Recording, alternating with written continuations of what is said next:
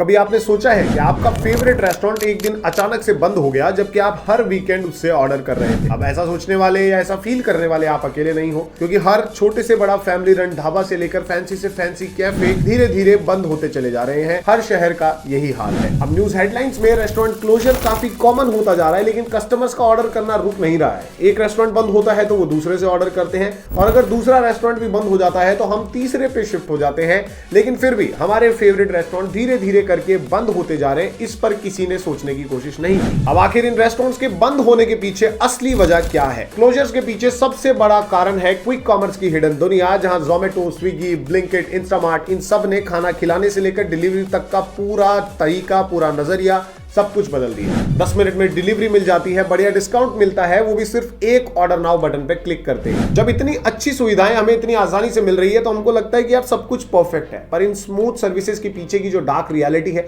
वो हमारे सामने कभी नहीं आती। यही प्लेटफॉर्म्स हैं जो हमारे फेवरेट रेस्टोरेंट्स को धीरे धीरे खत्म कर रहे हैं। तो आज के इस वीडियो में आंखें खोल देने वाली यही डार्क रियलिटी मैं आपके सामने रखने जा रहा हूं, जिससे आपको पता चलेगा कि कैसे ये प्लेटफॉर्म्स रेस्टोरेंट्स का बिजनेस दबा रहे हैं। छोटे छोटे रेस्टोरेंट्स को भी अपने प्लेटफॉर्म पे डिपेंडेंट बनाकर उनसे हाई कमीशन चार्ज कर रहे हैं। जोमेटो, स्विगी, ब्लिंकिट, इंस्टामार्ट ये सब कुछ एक बेसिक प्रिंसिपल पे काम करते हैं, और वो प्रिंसिपल है कि कस्टमर्स को मैक्सिमम कन्वीनियंस मिलना चाहिए। उनको जो चाहिए, उनका फेवरेट आइटम जल्दी से जल्दी डिलीवर हो, चाहे उनकी फेवरेट बिरयानी हो या फिर 10 मिनट का ग्रोसरी ऑर्डर। अब ये मॉडल काफी अट्रैक्टिव है, स्पेशली उन लोगों के लिए जो दिन भर नॉर्मल वर्किंग आवर्स में बिजी रहते हैं। अब उन्हें चाहे लेट शिफ्ट के बाद खाना खाना हो, लंच ब्रेक छोटा हो, वो तुरंत खाना ऑर्डर कर सकते हैं। उनके लिए ये एक बेस्ट सर्विस है। लेकिन दूसरी तरफ जो लोग नॉर्मली घर पे हैं, इनके पास खाना बनाने का भी टाइम है, ग्रोसरी खरीदने का भी टाइम है, उन सब के लिए ये जो एप्स हैं, क्विक कॉमर्स प्लेटफॉर्म्स हैं, ये सब आलसी बनने का एक रीजन है, बाकी कुछ नहीं। पहले छोटी छोटी चीजें खरीदने के लिए घर से बाहर निकलना एक रूटीन टास्क हुआ करता था, लेकिन आजकल सब कुछ घर पे ही 10 मिनट में मिल जाता है। अब ये अच्छा चेंज है या बुरा, इसके बारे में और कभी बात करेंगे। शुरुआत में ये प्लेटफॉर्म सिर्फ रेस्टोरेंट्स तक लिमिटेड थे, लेकिन अब कंपटीशन बढ़ने के चक्कर में सब में फास्टेस्ट बनने की एक रेस लग चुकी है। पहले 30 मिनट डिलीवरी से 20 मिनट्स पर शिफ्ट हुए, और अब 10 मिनट्स में डिलीवरी फाइनल हो चुकी है। ब्लिंकिट तो चलता ही 10 मिनट ग्रोसरी डिलीवरी की हाइप से है, जहां पर कस्टमर तुरंत ऑर्डर करता है और एक्सपेक्टेशंस भी ये सेट हो चुकी है कि अभी तुरंत ऑर्डर किया है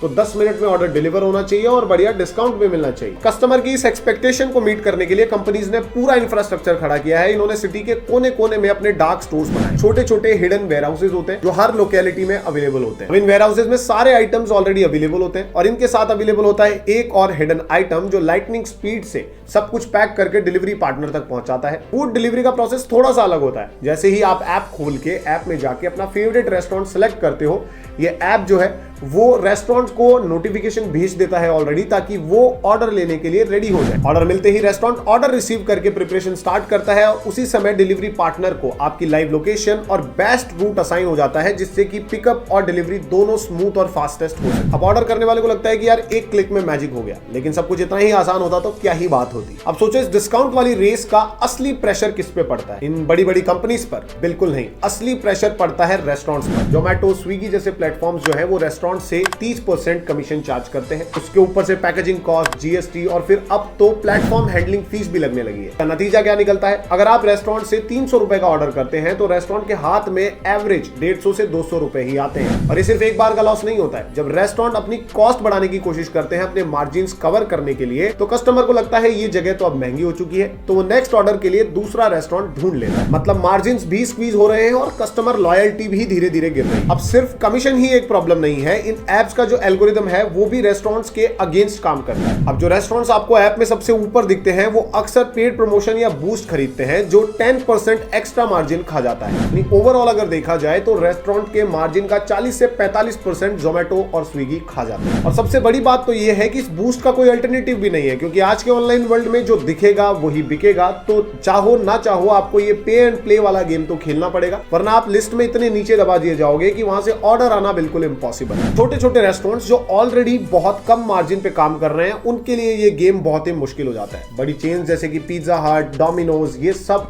एड्स चला सकते हैं, इनके पास उस चीज का बजट है। लेकिन छोटे रेस्टोरेंट्स के लिए एड चलाना, एक्स्ट्रा मार्जिन कॉस्ट अफोर्ड करना बहुत मुश्किल है। अब ये सारी चीजें जो सुनने में बहुत छोटी छोटी लग रही होंगी, लेकिन ये सारी चीजें मिलकर एक तगड़ा डिपेंडेंसी ट्रैप क्रिएट करती है। रेस्टोरेंट सोचता है कि अगर जोमेटो, स्विगी छोड़ दिया तो कस्टमर कैसे आएंगे। अब इसका नतीजा ये निकलता है कि हर एक रेस्टोरेंट, चाहे छोटा हो बड़ा हो, ये सब सब इन प्लेटफॉर्म्स पर लिस्ट करने के लिए, इनके रूल्स फॉलो करने के लिए मजबूर हो जाते हैं, चाहे कमीशन कितना भी हाई क्यों ना हो। एक तरह से रेस्टोरेंट्स अपना सब कुछ इन प्लेटफॉर्म्स के हवाले कर देते हैं, कस्टमर का डेटा, सेल्स पैटर्न और ऑर्डर का रिकॉर्ड। ये डेटा बन जाता है जोमेटो और स्विगी के लिए नया हथियार। अब देखो, क्विक कॉमर्स में रेस सिर्फ खाना या ग्रोसरी डिलीवर करने की नहीं है, असली हथियार इस वॉर में है डेटा। कौन क्या ऑर्डर कर रहा है, किस टाइम पे ऑर्डर कर रहा है, कौन से एरिया में कौन सी डिश या कौन सा प्रोडक्ट ज्यादा डिमांड में है, किस प्राइस रेंज में लोग ज्यादा कंफर्टेबल है। सालों साल मार्केट में काम करने के बाद इन प्लेटफॉर्म्स के पास ये रिफाइंड डेटा आ चुका है, जिसे वो एग्जैक्ट डिमांड पैटर्न की तरह यूज करते हैं। अब ये प्लेटफॉर्म्स इस डेटा को वेपन की तरह स्मार्टली कैसे यूज करते हैं, इसका फ्रेश एग्जांपल देखें तो स्विगी ने रिसेंटली अपना बिस्ट्रो कॉन्सेप्ट लॉन्च किया है,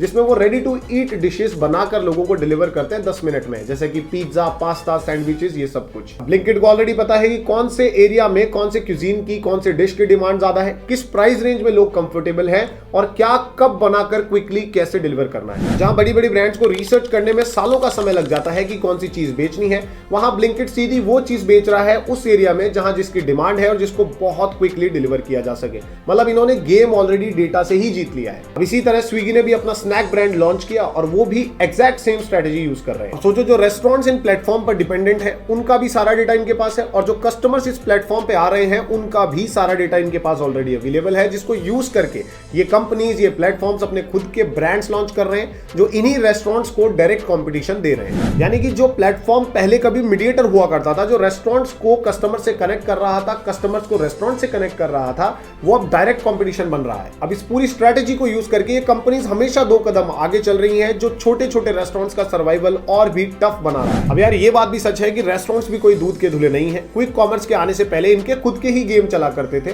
पहले फाइन डाइनिंग, डाइन इन का कॉन्सेप्ट हुआ करता था, जहां पर रेस्टोरेंट्स अपने खुद के प्राइसेस डिसाइड करते थे, और कभी कभी तो प्राइस इतनी ज्यादा होती थी कि मजबूरी में कस्टमर को पे करना पड़ता था। 30 से 40 रुपए के सामान से बनी डिश को 300-400 रुपए में बेचा जाता था। और हालात ये थे कि कुछ चीजें तो एमआरपी से ज्यादा प्राइस पर बेची जाती थी, और फाइन डाइन का टैग लगाकर बेसिक प्रोडक्ट्स को भी प्रीमियम प्राइसिंग पे पुश किया जाता था। वीकेंड्स पर वेटिंग लिस्ट बनाकर स्कार्सिटी का ड्रामा खेला जाता था, और न्यूज में हमेशा दिखाया जाता था कि भाई रेस्टोरेंट्स अपनी कॉस्ट कट करने के चक्कर में एक्सपायर्ड ऑयल, एक्सपायर्ड खाना सर्व करते हैं। क्विक कॉमर्स ने आकर ये गेम ही पूरा पलट दिया। कस्टमर्स को ज्यादा ऑप्शन, वैरायटी, अच्छे ऑप्शंस भी मिलने लगे, तो ब्लेम गेम दोनों तरफ से है। जहां क्विक कॉमर्स प्लेटफॉर्म रेस्टोरेंट्स को स्क्वीज कर रहे हैं, तो भैया पहले रेस्टोरेंट्स ने भी कस्टमर्स को स्क्वीज करके बढ़िया मजे लूटे। कोई भी रेस्टोरेंट ओनर अपनी कॉस्ट कैसे कम करेगा? वो सस्ते इंग्रेडिएंट्स यूज करेगा, कम स्टाफ रखेगा और छोटा पोर्शन सर्व करेगा। अब ये सब होने के बाद कस्टमर को लगता है कि इस रेस्टोरेंट की क्वालिटी गिर चुकी है, तो वो नेक्स्ट टाइम किसी और रेस्टोरेंट पर जाएगा और रेस्टोरेंट से ऑर्डर करेगा, और ये एक विशियस साइकिल बनती जा रही है। एक शहर की लोकल इकोनॉमी में रेस्टोरेंट्स बहुत लोगों को रोजगार देता है।